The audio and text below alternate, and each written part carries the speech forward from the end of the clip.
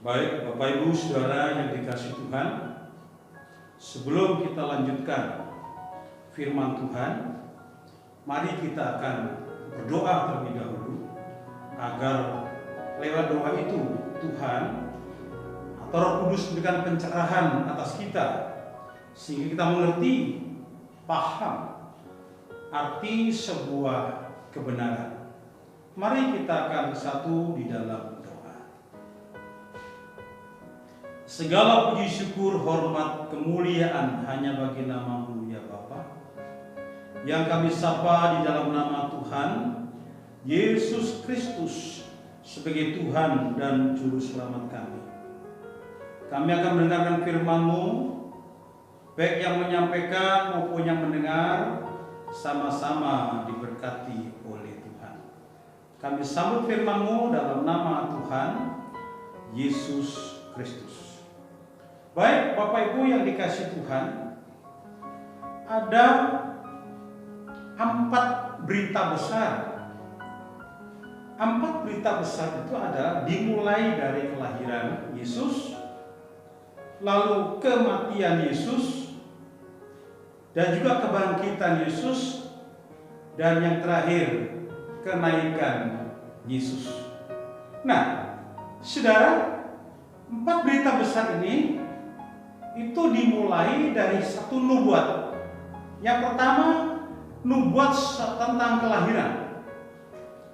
Nubuat tentang kelahiran di mana Musa menubuatkan tentang Yesus. Saya ulangi lagi, Musa menubuatkan tentang kelahiran Yesus. Salah satu contoh, saudara, di dalam kitab Ulangan pasal yang ke-18, dalam kitab Ulangan pasal 18 ayat yang ke-15 berkata demikian, seorang nabi dari tengah-tengahmu, dari antara saudara-saudaramu, sama seperti aku, akan dibangkitkan bagimu oleh Tuhan Allahmu. Dialah yang harus kamu dengar. Saya ulangi lagi, seorang nabi dari tengah-tengahmu, dari antara saudara-saudaramu, sama seperti aku, akan dibangkitkan bagimu oleh Tuhan Allahmu. Dialah yang harus kamu dengarkan. Bapak Ibu yang dikasihi Tuhan, jarak daripada Musa sampai kepada Yesus itu 1450 tahun sebelum Masehi. Saya ulangi lagi, jarak Musa sampai kepada Yesus kurang lebih 1450 tahun sebelum Masehi. Nah, apa kata Musa tadi? Dikatakan sama seperti aku, seorang nabi dari tengah-tengahmu, dari antara saudara-saudaramu, sama seperti aku. Yang dimaksud dengan sama seperti aku, yang pertama adalah soal penyembahan. Siapakah yang disembah oleh Musa pada waktu itu? Musa menyembah YHWH. Oleh karena di sana tidak boleh menyebut nama sembarangan YHWH, maka sebatas boleh menyebut nama Adonai. Jadi Tuhan Allah itu adalah Adonai, sama yang disembah oleh Yesus. Nah, saudara, berbicara soal penyembahan, ternyata Yesus sama menyembah juga YHWH secara manusiawi. Nah, yang kedua, kalau yang namanya Musa itu orang Ibrani asli. Saya ulangi lagi, Musa orang Ibrani asli atau secara umum Israel. Yang ketiga, kelahiran Musa diancam pembunuhan oleh Firaun. Musa diselamatkan, dihanyutkan di Sungai Nil. Artinya di sini bahwa waktu Musa lahir itu ada ancaman kematian. Dan yang keempat, Musa itu memiliki mujizat. Nah, kembali kita akan mengulas. Kalau Musa berkata demikian, sama seperti aku, apanya yang sama? Yang pertama adalah penyembahannya. Jadi penyembahannya itu dari bangsa Israel yang disebut Yahweh atau Adonai. Bapak Ibu yang dikasihi Tuhan, penyembahnya sama. Lalu yang kedua, Yesus itu dari suku Yehuda, sama juga dari bangsa Israel. Yang ketiga, pada kelahiran Yesus itu pun juga hampir sama dengan Musa. Kalau Musa diancam oleh Firaun, maka Yesus diancam oleh Raja Herodes, diancam kematian. Ini kesamaan daripada Musa dan Yesus. Yang keempat, kalau Musa memiliki mujizat, Yesus pun memiliki mujizat. Nah, saudara yang dikasihi Tuhan, Nabi Yesaya pun menubuatkan. Ini tentang kelahiran dulu. Di dalam Yesaya pasal yang ke-9, bahwa Nabi Yesaya ini dengan Yesus berjarak 750 tahun sebelum Masehi. Sudah dinubuatkan. Jadi kelahiran Yesus itu jauh hari sudah disampaikan oleh yang namanya Musa, bahkan juga oleh yang namanya Nabi Yesaya. Sangat jelas dikatakan di situ saudara, dalam kitab Yesaya pasal 9 ayat yang ke-5.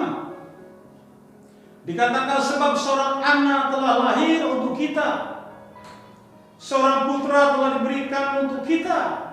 Lambang pemerintahan ada di atas bahunya, dan namanya disebut orang penasihat ajaib, Allah yang perkasa, Bapa yang kekal, Raja damai. 4 hal penting saudara, di mana gelar itu diberikan kepada Yesus sebagai penasihat ajaib. Yang kedua sebagai Allah yang perkasa. Allah yang perkasa, maka sepatutnya yang perlu disembah adalah Allah yang perkasa. Siapa Allah perkasa? Sudah dinubuatkan, yaitu Yesuslah Allah yang perkasa. Sebagai Bapa yang kekal, Raja damai.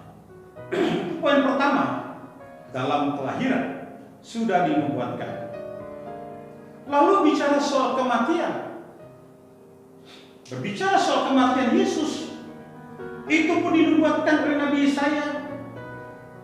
Saudara, pasal yang ke-53 ayat yang pertama sampai ayat 12. Yesaya pasal 53 ayat pertama sampai 12. Kematiannya pun dinubuatkan. Apa dikatakan di situ?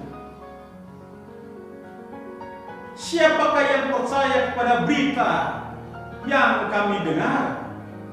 Dan kepada siapakah tangan kekuasaan Tuhan dinyatakan? Sebagai taruh ia tumbuh di hadapan Tuhan, dan sebagai tunas dari tanah kering ia tidak tampak dan semernya pun tidak ada, sehingga kita memandang dia dan rupa pun tidak, sehingga kita menginginkannya. ia dihina dan dihindari orang. Seorang yang penuh kesengsaraan dan yang biasa menderita kesakitan. Ia sangat dihina sehingga orang menutup mukanya terhadap dia. Dan bagi kita pun dia tidak masuk hitungan. Tetapi sesungguhnya penyakit kitalah yang ditanggungnya dan sengsara kita yang dipikulnya. Padahal kita mengira dia kena tulah, dipukul dan ditindas Allah. Tetapi dia tertikam oleh karena pemberontakan kita. Dia diremukkan oleh karena kejahatan kita. Ganjaran mendatangkan keselamatan bagi kita ditimpakan kepadanya. Dan oleh bilur-bilurnya kita menjadi sembuh. Kita sekalian sesat seperti domba, masing-masing mengambil jalannya sendiri.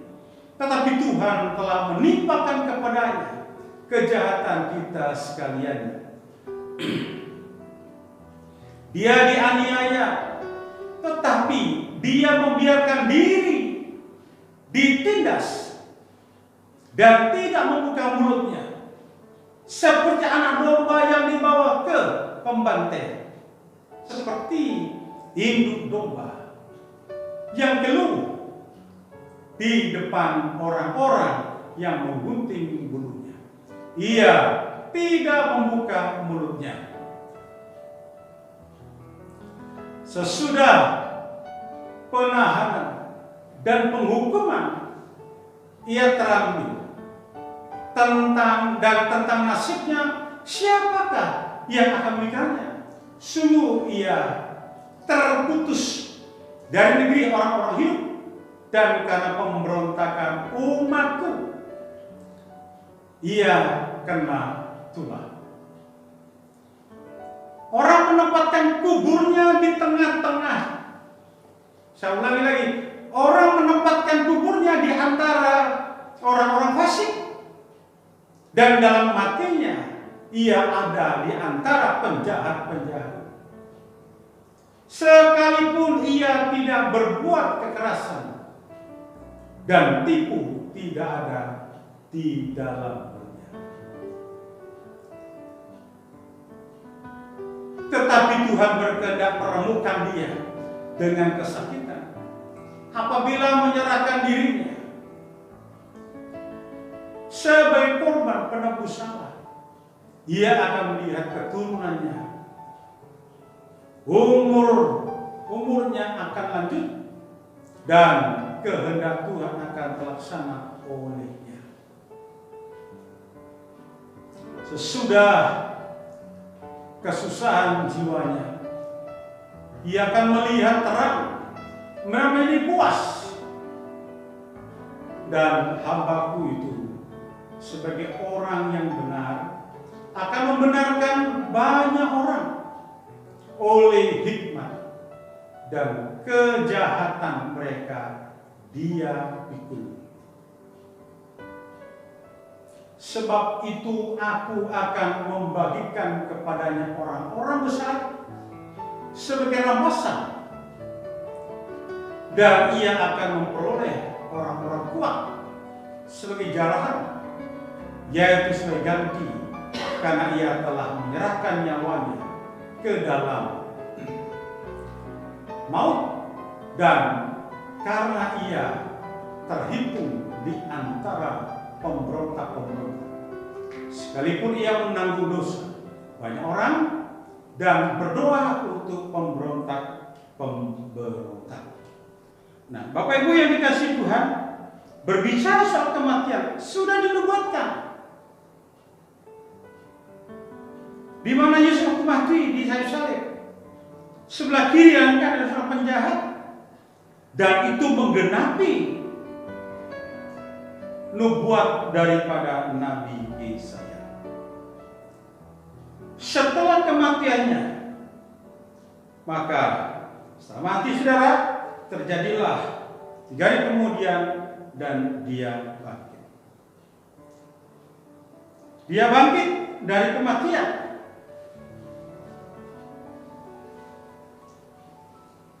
Setelah bangkit dari kematian, Alkitab katakan ia menampakkan diri kepada murid-muridnya selama 40 hari. Itu poin ketiga. Poin keempat, saudara yang dikasihi Tuhan.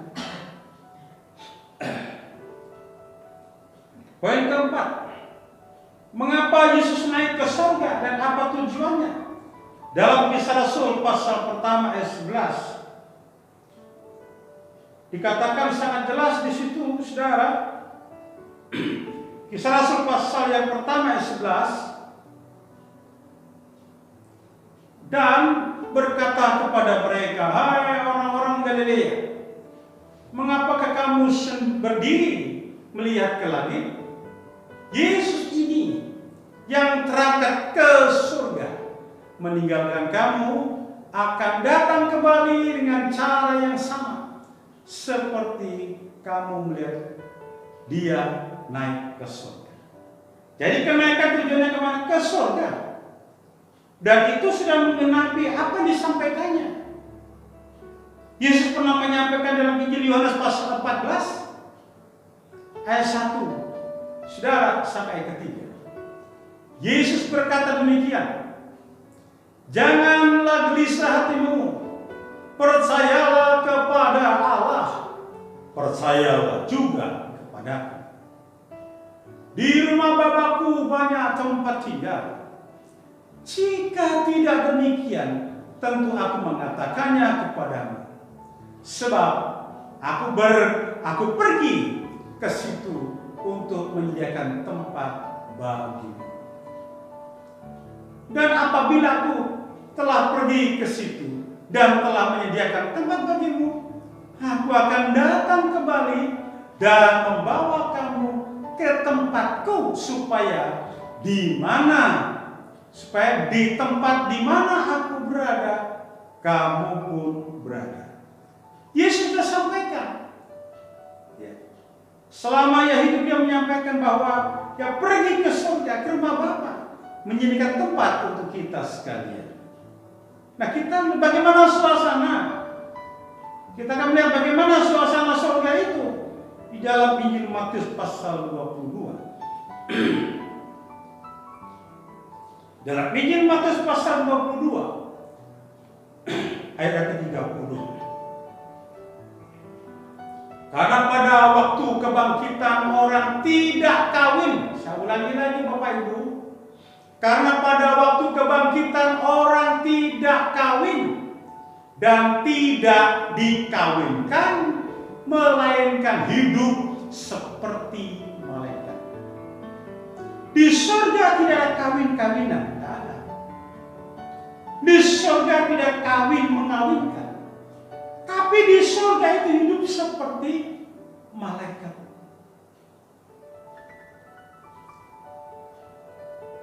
Kita lihat kembali dalam Markus pasal 12 ayat ke-25. Dalam Markus pasal 12 ayat ke-25, apa dikatakan? Sebab apabila orang bangkit dari antara orang mati, orang tidak kawin dan tidak dikawinkan, malaikat hidup seperti malaikat di surga. Saudara, penuh dengan kemuliaan. Di surga penuh dengan kemuliaan. Yesus sendiri mengatakan sangat jelas, tidak ada kawin mengkawinkan, tapi seperti malaikat. Yang ada di sana adalah pujian, penyembah. Nah, kita lihat, kita akan perhatikan video ini tentang surga saudara sepupu kita. Kalau laki-laki masuk surga dikasih bidadari 7 orang. Salah satu nikmat yang ada dalam surga adalah pesta seks. Pesta seks. Minta maaf, karena inilah yang kita tahan-tahan di dunia. Inilah yang kita tahan-tahan di dunia. Dan kenikmatan terbesar yang diberikan Allah Subhanahu wa ta'ala di surga adalah pesta seks. Adalah pesta seks. Kenapa? Karena ini yang disuruh tahan di dunia oleh laki-laki. Dalam buku Rasulullah SAW berkisah tentang surga neraka, banyak dikisahkan oleh para sahabat Nabi yang mendengar sabda Nabi SAW yang kebanyakan menceritakan tentang laki-laki, antara lain akan diberikan kekuatan 100 laki-laki untuk 1 orang laki-laki. Masing-masing laki-laki akan diberikan 2 orang bidadari, di mana bidadari mendampingi di sampingnya, samping bahunya, dan 1 lagi di kakinya. Saudara yang dikasih Tuhan, sangat berbeda. Lalu bagaimana kita menyikapi ini? Mereka punya pandangan seperti itu, terserah pandangan mereka. Kita punya pandangan sendiri. Tapi yang pasti adalah apa yang dikatakan Tuhan. Iman berdasarkan firman. Jadi saudara, mari kita hidup sesuai dengan firman. Untuk itu saudara yang dikasih Tuhan, kita terus belajar, ya, supaya iman kita tidak akan buyar. Mari kita akan tundukkan kepala dan saya akan berdoa untuk kita sekalian. Bapa di surga, di dalam nama Tuhan Yesus Kristus, kami mengucap syukur kepadamu. Engkau berikan waktu kepada kami, dan waktu yang ada ini kami pergunakan untuk kami boleh merenungkan firman-Mu. Pemirsa yang di rumah yang boleh merenungkan firman Tuhan pada kesempatan malam hari, mari Engkau berkati mereka. Terima kasih Bapa. Jika di antara mereka ada yang sakit, Tuhan tolong pulihkan. Jika mereka yang punya masalah persoalan, Tuhan berikan jalan keluar. Demikian pula ya Tuhan. Mereka dalam kekurangan, Tuhan tolong, Tuhan cukupkan. Bertalian COVID-19 ini, kami berdoa untuk warga jemaat Tuhan, BGSPDI maupun gereja-gereja seluruh Jawa Timur, ke dalam tangan-Mu kami serahkan. Mau dari wilayah 1, wilayah 2, wilayah 3, wilayah 4, dan wilayah 5. Tuhan tolong berkati mereka. Kami percaya penyerahan mereka ditolak ukur, di mana Tuhan akan memberkati. Terima kasih Bapa. Mantrakan firman-Mu dalam kehidupan kami. Dalam nama Yesus, mengucap syukur kami alaskan doa. Amin.